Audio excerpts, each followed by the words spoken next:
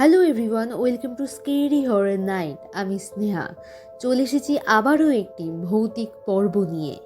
আজকের ঘটনাটি আমাদের পাঠিয়েছে অনুভব রয় মহেশতলা থেকে। আজকে যে জায়গা সম্বন্ধে আমরা বলবো সেই জায়গা সম্বন্ধে ঘটনা আমাদের কাছে আগেও এসেছে এবং আমরা এই চ্যানেলে শুনিয়েছি। ঘটনাটি ঘটেছিল মহেশতলার ইএসআই হসপিটালের পিছনে।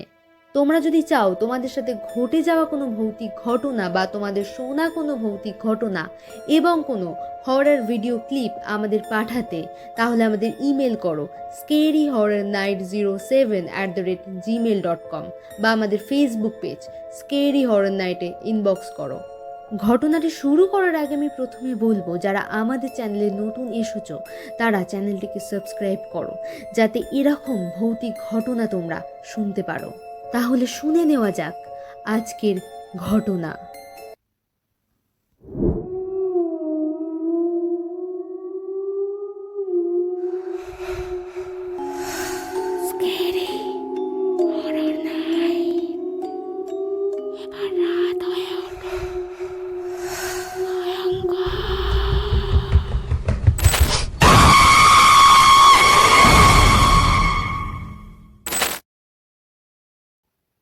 এই ঘটনাটি 2016 সালের জগদ্ধাত্রী পুজোর ঘটনা।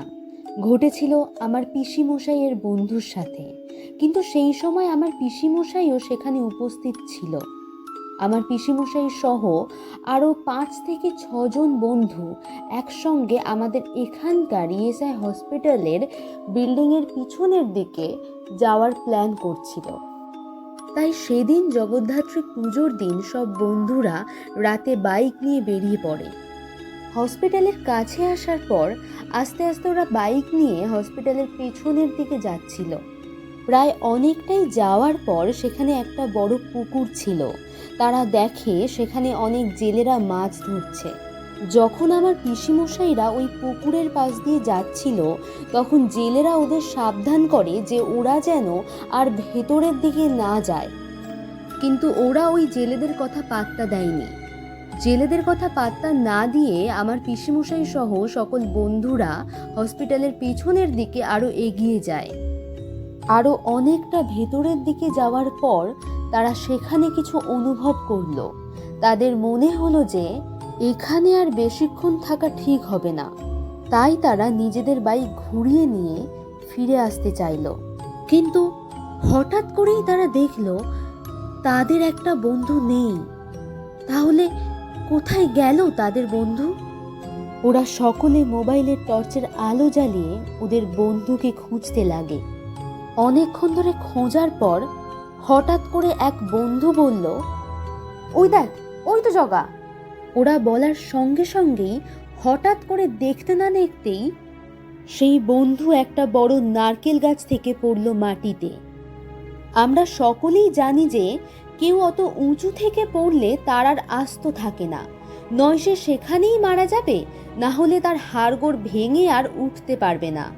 কিন্তু এ তো পুরো উল্টো, সে গাছ থেকে পড়েই তোলপাড় করছে। তাকে কেউ সামলাতে পারছে না, এমনভাবে লাফাচ্ছে। আমার পিসিমশাই এবং তাদের বন্ধুরা সবাই অবাক হয়ে গেল। তারা ভাবছে যে অত উঁচু থেকে পড়ে সে কিভাবে দাঁড়াতে পারছে। আমার পিসিমশাই ও তার বন্ধুরা সকলেই ব্রাহ্মণ বাড়ির ছিল, কিন্তু যে উঁচু গাছ থেকে পড়েছে মানে জগা, সে ব্রাহ্মণ ছিল না। তার গলায় কোনো পৈতেও ছিল না।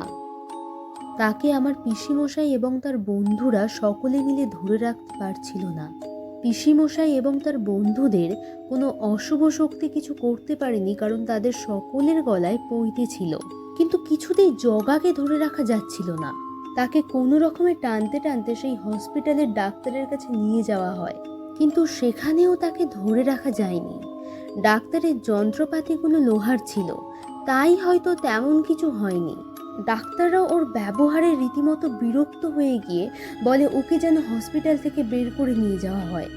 ওদের মধ্যে এক বন্ধু কিছু বুঝতে পেরে হসপিটাল থেকে একটু দূরে একটি মন্দিরে জগাকে কোনো রকমে নিয়ে যাওয়া হয়। মন্দিরে যাওয়ার কিছুক্ষণ পর্যন্ত সে পাগলামো করছিল। তারপর হঠাৎ সে অজ্ঞান হয়ে যায়। আস্তে আস্তে ভোর হলো। আমার পিসিমশাই এবং তার বন্ধুরা তার চোখে মুখে জল ছেটাতে লাগলো। তারপর ধীরে ধীরে তার জ্ঞান আসে। সেদিন রাতে তার সঙ্গে কি ঘটেছিল তার কিছু মনে ছিল না। সেদিন রাতের ঘটনাটা আমার পিসিমশাই এবং তার বন্ধুরা আজও ভুলতে পারেনি।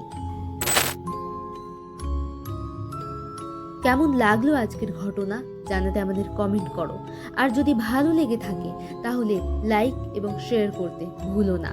আর যারা এখনো আমাদের চ্যানেলটিকে সাবস্ক্রাইব করোনি তারা আমাদের চ্যানেলটিকে সাবস্ক্রাইব করো, যাতে আমাদের ভিডিও এলে তোমাদের কাছে নোটিফিকেশন যায়। পরের শনিবার আবারও একটি ভৌতিক ঘটনা নিয়ে হাজির হবে। Scary horror night.